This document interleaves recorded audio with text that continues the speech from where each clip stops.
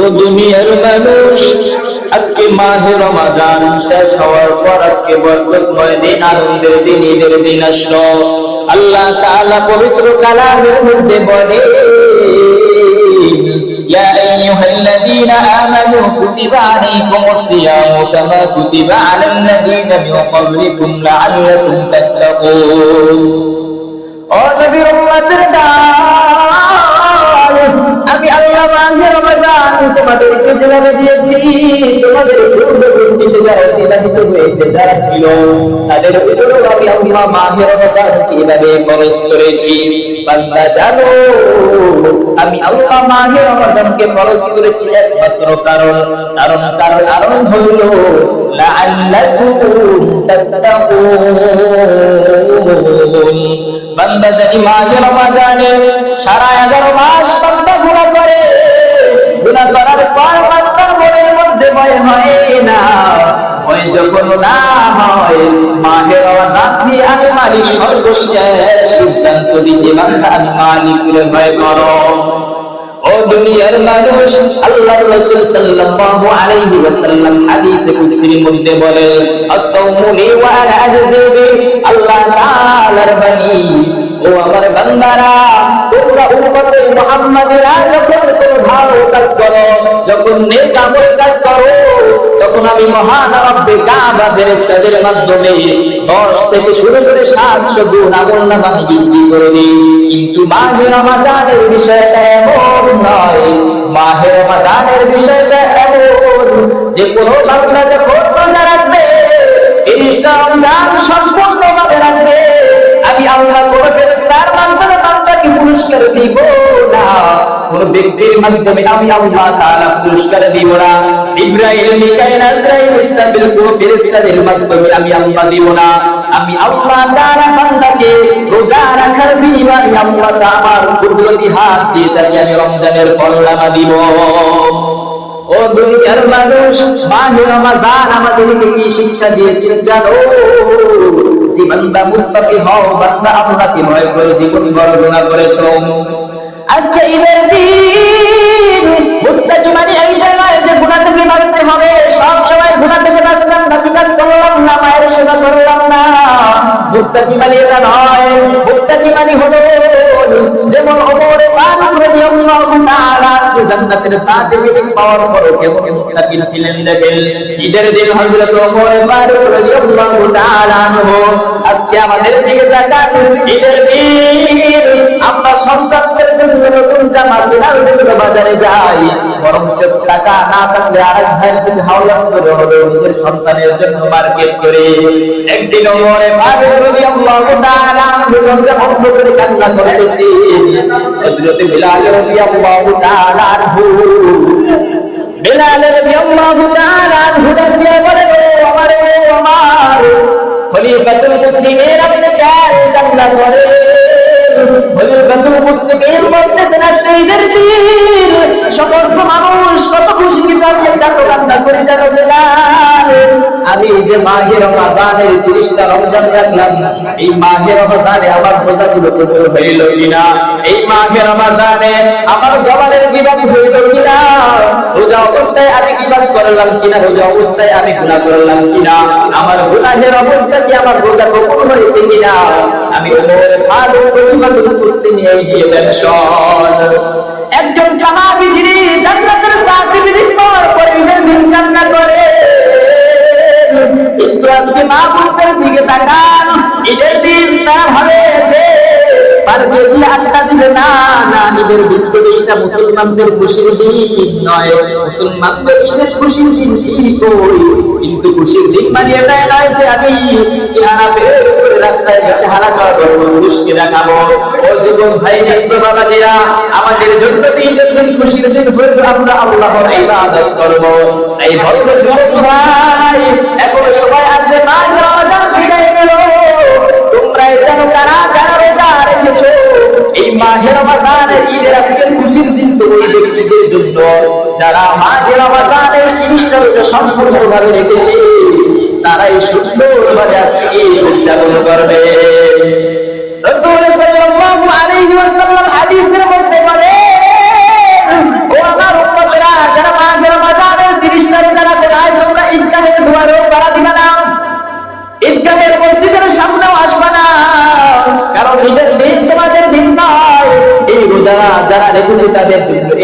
মিসকিন। সুতরাং যারা রোজা রাখে না তারা কখনো এই চিন্তা করবে না যে ঈদ মানে তোমাদের আনন্দ না। ঈদ হইল এই ব্যক্তির আনন্দ যারা মাহে রমজানে আল্লাহকে ভয় করে ইফতারকে সামনে থাকা সত্ত্বেও ইফতার করে নাই। কিন্তু এমন যুবক আছে 11 মাস খাইলো, তারপর মাহে রমজানে দেখা যায় খাবার তো খায়, কিন্তু যারা রোজা রেখে যাবে তাদের সামনে দেখা যায় বিড়ি খায়, কত খাবার খায়, নিজে তো রোজা রাখে না, কিন্তু অপর ভাইকে দেখা যায় আর এক রোজাদার ভাইয়ের সামনে নিজে খাদ্যগুলো পান করছে। ও দুনিয়ার মানুষ, আজকে এই চিন্তা করো, তোমার মাকে কবরে রেখে আসলাম, তোমার বাবাকে কবরে রেখে আসলাম, এই মা বাবার উসলাতে কোটি কোটি টাকার মালিক, এই যে তুমি কবর কবর করা মুসলমান, যে মা বাবার উসলাতে কোটি টাকার মালিক আল্লাহ তাআলা কোরআনে জানায়া দেন, ওয়াল্লাযীনা ইয়াকনিজুনা আয-যাহাব, যাহাব মানে হলো স্বর্ণ, ওয়াল ফিদ্দা মানে হলো রূপ, তোমাদের যাদের 7.5 পরিশোধ রয়েছে, 9.5 রূপা রয়েছে, এরকম যদি এই পরিমাণ স্বর্ণ থাকে বা রূপা থাকে, অথবা এই স্বর্ণ রূপার মূল্য যদি তোমাদের নিকট থাকে, তোমরা যাকাত প্রদান করো। কিন্তু আজকে তাকায় দেখো আমাদের যাকাত দেওয়ার খবর নাই, কিন্তু খবর নিয়ে দেখো এই পরিমাণ স্বর্ণ থাকলে মাত্র 1 লক্ষ টাকা দিয়ে তোমার টাকাগুলো হালাল হয়ে যায়। আজকে যে মা বাবার উসিলায় তুমি কোটি কোটি টাকার মালিক, আজকে তোমার সামনে মায়ের কবর, তুমি এই যে সম্পদ দিচ্ছ না, তোমার কারণে তোমার মায়ের কবরে আযাব হচ্ছে। এই মাহে রমজানে তুমি যে রোজা রেখেছো, তোমার মায়ের কবর শান্তিতে রয়েছে, কিন্তু মাহে রমজানে যদি তুমি রোজা রাখলা না, এই রোজা না রাখার কারণে আল্লাহ তাআলা তোমার মায়ের কবরে আযাব দিবে, এর শাস্তি স্বরূপ আল্লাহ আযাব দিবে। তখন তোমার মা বাবা ওই কবর আযাব সহ্য না করতে পেরে তোমার মতো সন্তান কুলাঙ্গার সন্তানের জন্য বদদোয়া করবে। ও দুনিয়ার মানুষ, আজকে দেখা যায় ফজরের নামাজটা পড়লাম, মা বাবার কবরটা জিয়ারত করার আমাদের সময় হয় না। তাই বলবো যুবক ভাই, আজকে মা বাবার উসিলায় দুনিয়া আসলাম, এই মা বাবাকে ভুলে যাই না, ধর্মীয় দেখলাম কত সন্তান মার কাছে গিয়ে সেবাই করলো, মার কাছে গিয়ে নামাজ পড়ার পর, কিন্তু এমন যুবক আমাদের এখানে আছে, এমন বৃদ্ধ বাবাজি আছে যে গত বছর মা ছিল, কিন্তু এই বছর মা বাবা দুনিয়ায় বেঁচে নাই। মা বাবা একসাথে নামাজ পড়েছো, বাবার সাথে একসাথে নামাজ পড়েছো, কিন্তু এই বছর বাবা তার খবর নাই। ওই টাকার দিকে তাকাও,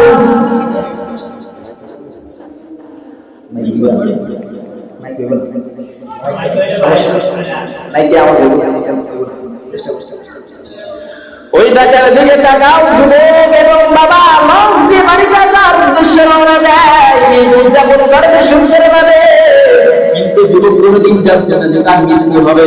কিন্তু তাকায় দেখো লঞ্চের সাথে এক লঞ্চ বাড়িকে নিজের বাবার লাশটা চ্যাপ্টা হয়ে যায়, এমন চ্যাপ্টা হয় যে লাশটা দেখা যায় না, এবং বাবার সামনে সন্তানের মাথা ভেঙে আগুন ধরে যায়।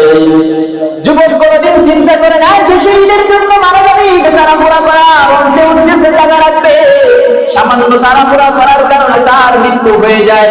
ও যুবক ভাই, তোমার কেমন হতে পারে, তুমি তখন গুনাহের কাজে লিপ্ত রয়েছে, তোমার মৃত্যু হবে।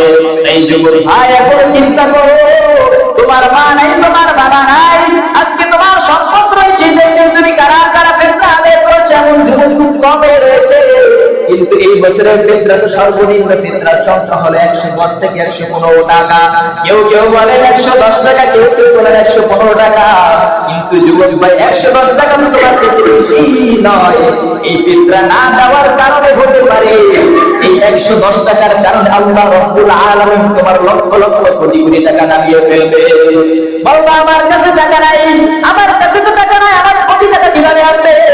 ও যুবক ভাই, আল্লাহ তাআলা তোমাকে এমন অসুস্থ দিবে, সামান্য 110 টাকা ফিতরার কারণে তুমি মনে করতেছ আমার 110 টাকা কমে যাবে, কিন্তু এই 110 টাকা তোমার কত বড় ক্ষতি করবে তাও চিন্তা করবে না। আর যাদের যাকাত ওয়াজিব হয়েছে, যাদের সম্পদ রয়েছে, আল্লাহ রাসূল সাল্লাল্লাহু আলাইহি ওয়াসাল্লাম বলেন যাকাতের সমস্ত সম্পদ একত্রিত করা হবে, একত্র করার পর এমন এক শ্বাস হবে, ওই শ্বাসের বীজ দুনিয়ার মুখে পানি একবার শ্বাস ফেলাইলো, দুনিয়ার মানুষ পৃথিবীর কোনো পানি পান করতে পারতো না, এবং দুনিয়ার মানুষ যদি ওই শ্বাসের একবার কামড় দিত 50,000 বছর এই গায়ে দেখা যাইতো না। কিন্তু ভাই আজকে জায়গায় দেখো তোমাদের সম্পদ রয়েছে কিন্তু সম্পদের যাকাত দাও না। যাকাত যাদের ওয়াজিব হয়েছে ভাই বলবো যাকাতটা দিয়ে দাও, কারণ 1 লাখ টাকা দেওয়ার কারণে তোমার সম্পূর্ণ টাকা হালাল হয়ে যাচ্ছে। কারণ যদি 7.5 ভরি স্বর্ণ 52 ভরি মূল্য থাকে, অথবা এর অনুরূপ যদি কোনো মূল্য থাকে, তাহলে তার জন্য 1,25,000 টাকা যাকাত হয়। ও দুনিয়ার মানুষ, যাকাত আদায় করো, নিজের যাকাতটা অর্জন করে দাও। জীবনে কত গুনাহ করেছো, দাঁড়িয়ে গেলে বেরো মুরব্বি হয়ে আর নামাজ পড়তে আসো সপ্তাহে একদিন। নিজেকে চিন্তা করছো ওই কবরে গিয়ে কি দেবা, কারণ এই বছরে এই সময় তোমাকে খবর দিয়ে দিচ্ছেন যে কত যুবকের লাশ, কত ট্রেনে হচ্ছে, কত লঞ্চে হচ্ছে, কত গুন্ডার চারচার হচ্ছে, তোমার সামনে মৃত্যুবরণ করছে। আল্লাহ মেসেজ দিতেছে বান্দা ভয় করে, ভয় কর। এই মাহে রমজান দিলাম, মাহে রমজান মানে এটা নয় যে সাহরি খাবার সারাদিন না খেয়ে থাকবা, ইফতার খাবা, আপেল খাবা, কমলা খাবা, বিষয়টা এমন নয়। মাহে রমজান হইলে মুত্তাকি হবে বান্দা, আল্লাহকে ভয় করবে। ও দুনিয়ার মানুষ, ওমর ফারুক রাদিয়াল্লাহু তাআলা আনহু আপনাদের দিন নতুন জামা পরায় করে একদিন খলিফাতুল মুসলিমিন যিনি মরতো জামালের বাচ্চা ছিলেন, তার স্ত্রী ডাকতে আবার, ও স্বামী আমার, ও স্বামী আমার, আমরা তো মুরব্বি হয়েছে, আমাদের ঈদের মার্কেটের প্রয়োজন নাই, আমাদের সন্তানের জন্য ঈদের মার্কেট কিনে দেন। বলেন আমি খলিফাতুল মুসলিমিন জাহানের বাদশা হতে পারি, কিন্তু আমার কাছে কোনো টাকা নাই। খলিফাতুল মুসলিমিন খাদ্যদ্রব্য মন্ত্রীকে বলে, ও খাদ্যদ্রব্য মন্ত্রী, তুমি আমাকে 1000 টাকা অগ্রিম দাও। 1000 টাকা আমি খলিফাতুল মুসলিমের দায়িত্ব পালন করবো না, অগ্রিম টাকা দাও। খাদ্যদ্রব্য মন্ত্রী বললেন, 2টা শর্ত রয়েছে। 1 নাম্বার শর্ত, আপনি 1 মাস জীবিত থাকবেন, এর গ্যারান্টি দেন। 2 নাম্বার শর্ত, 1 মাস আপনি খলিফাতুল মুসলিমের দায়িত্ব পালন করবেন, এই গ্যারান্টি দেন। খলিফাতুল মুসলিমিন বলেন, আমি এই গ্যারান্টি দিতে পারবো না, কারণ হায়াত মউতের কোনো বিশ্বাস নাই যে কোনো সময় মরতে পারি। যেমন আমি যে কোনো সময় মরতে পারেন, তাহলে 1000 টাকা অগ্রিম চান। আপনার সন্তানকে ঈদের মার্কেট দেওয়ার জন্য আপনি যে কোনো সময় মরতে পারেন। একজন খলিফাতুল মুসলিমিন যিনি জান্নাতের সার্টিফিকেট পাওয়ার পরও চিন্তায় রয়েছে, কিন্তু আজকে আপনারা তাকায় দেখেন কত মানুষের থেকে ঋণ দিয়েছে, বলবেন ভাই আগামীকাল দিব, কিন্তু আজকে যদি আপনার মরণটা হয়, আপনার এই ঋণকে দিও। যদিও জানাজার সামনে আপনার সন্তান দেয় বলবে, আমার বাবার কাছে যারা টাকা পান আমি সব দিয়ে দিব, কিন্তু এই কথাটা মানুষেরকে দেখানোর জন্য বলা হয়। কিন্তু যুবকদের খবর দিয়ে দেখো, কয়েকজন সন্তান বাবা ঋণ পরিশোধ করে নাই, বুঝে গেলে 1001টা বাবা কিনা তাও সন্দেহ। তাই বলবো, যারা এই ঈদের মধ্যে এই মাহে রমজান তোমাদেরকে শিক্ষা দেয় তাকওয়া, লাআল্লাকুম তাত্তাকুন, মুত্তাকি হও বান্দা। এই ঈদ তোমাকে শিক্ষা দাও ধনী গরিবের কত প্রয়োজন। গতকালকে যখন প্রোগ্রাম থেকে আসতেছিলাম, জুমার বয়ান করিয়ে দেখলাম, রাস্তায় বের হলাম, গাড়ি নাই, তখন বুঝলাম গরিবের কত প্রয়োজন। আজকে গরিব না থাকলে তুমি যখন ঢাকা যাও, ওই গাড়ি চালক যদি না থাকতো ঢাকা কিভাবে যাইতাম? আজকে যদি গরিব না থাকতো, যদি খাবার বিক্রি না করতো, বিষয় তুমি কিভাবে খাইতে একবার চিন্তা করেছো? তাই এই তোমাকে এই শিক্ষা দেয়, এই মাহে রমজান তোমাকে এই শিক্ষা দেয়, আল্লাহকে ভয় করবা, গরিবকে অবহেলা করো না, গরিবকে যাকাত দাও। তোমার যে সম্পদ রয়েছে, এই সম্পদ যাকাত দেওয়ার কারণে তোমার টাকা কমবে না, তোমার টাকা বাড়বে। এই আল্লাহর ঘর মসজিদ রয়েছে ভাই, যুবক ভাই দেখো, আশপাশের সব মসজিদ হয়ে গিয়েছে, এই মসজিদের খবর নাই। অন্তত দেখা যায় আশপাশে যত মসজিদ রয়েছে, সমস্ত মসজিদের চাইতে এই মসজিদ সবচেয়ে পুরানো। কিন্তু এই এলাকার দিকে তাকাও, আজকে দেখা যায় সমস্ত এলাকার থেকে এই এলাকার মানুষ সবচেয়ে বড়। তাই বলবো, মসজিদকে অতি দ্রুত সুন্দর করার চেষ্টা করে। মানুষের প্রতি হিংসা রাখবেন না, তাকাব্বুর রাখবেন না। যদি মানুষের সাথে হিংসা থাকে, মসজিদের সাথে কোনো হিংসা চলবে না, কারণ মসজিদ আমার আপনার ঘর না, একমাত্র আল্লাহর ঘর। এই কারণে সবাই মিলে আমরা মসজিদকে সুন্দর কিভাবে করতে পারি সেই চেষ্টা করবেন, কারণ মসজিদে পড়াই করার জায়গা না। আপনি গরিব হতে পারে, একজন গরিবের সন্তান হতে পারে, ওই মালিকের কাছে একজন গরিবের সন্তান যেই সমান, একজন বড়লোকের সন্তান ওই সমান। আপনি বড়লোকের সন্তান থেকে আপনি মুসলিমে সবার সামনে আসছেন, গরিবকে পিছিয়ে দিয়ে বিষয়টা এমন না। কারণ একজন গরিবের যে হাত পা রয়েছে, যে অংশ পর্যন্ত রয়েছে, মরণের সময় যে মাল সামান নিয়ে সে যাবে, আপনি ওই সামান নিয়ে যাবেন। কিন্তু এই সামান্য দুনিয়ার মধ্যে আপনি যদিও সামান্য বড়াই করে, তাকায় দেখেন গরিবের জন্য কিন্তু জান্নাত সোজা, বড়লোকের জন্য জাহান্নাম। কারণ গরিব সারাদিন কামাই রোজগার করে নামাজ পড়ে জান্নাত অর্জন করতে পারে, কিন্তু বড়লোকটা পারতেও কষ্ট হয়। কারণ যে সম্পদ হচ্ছে সে যাকাত দিতে চায় না। এই যাকাতের শাস্তি তার কি হতে পারে?